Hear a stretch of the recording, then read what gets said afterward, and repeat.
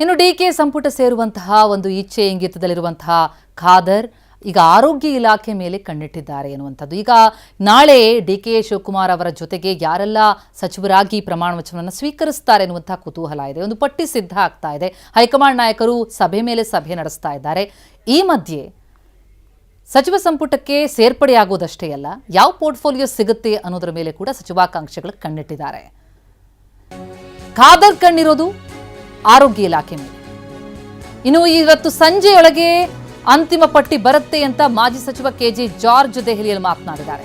ನಾಳೆ ಪ್ರಮಾಣ ವಚನ ಇದೆ, ಇವತ್ತೇ ಪಟ್ಟಿ ಅಂತಿಮ, ಇವತ್ತು ಸಂಜೆಯೊಳಗೆ ಸಚಿವರ ಪಟ್ಟಿ ಅಂತಿಮ ಆಗತ್ತೆ ಅಂತಿದ್ದಾರೆ K J George.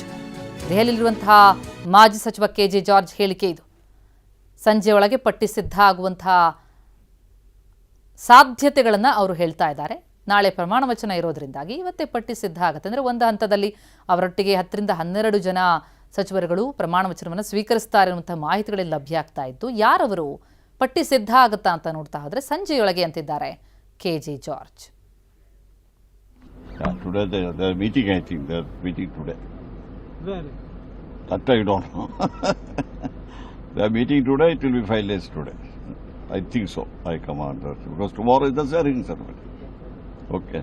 Sir, there is a news that you are going to bring Congress President of Karnataka.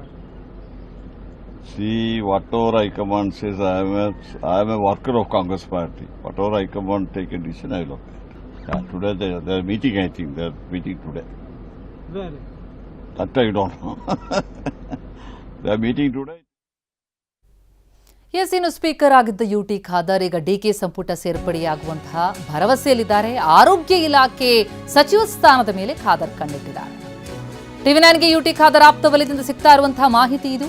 Siddaramaiah ಸಂಪುಟದಲ್ಲಿ ಸ್ಪೀಕರ್ ಆಗಿದ್ದಂತಹ ಯುಟಿ ಖಾದರ್ ಈಗ ಡಿಕೆ ಸಂಪುಟಕ್ಕೆ ಸೇರ್ಪಡೆಯಾಗಿ ಆರೋಗ್ಯ ಇಲಾಖೆ ಸಚಿವರಾಗುವಂತಹ ಇಂಗಿತ ವ್ಯಕ್ತಪಡಿಸ್ತಾ ಇದ್ದಾರೆ. ಜೊತೆಗೆ ದಕ್ಷಿಣ ಕನ್ನಡ ಜಿಲ್ಲಾ ಉಸ್ತುವಾರಿ ಬೇಡ ಅಂತಿದ್ದಾರಂತೆ ಯುಟಿ ಖಾದರ್.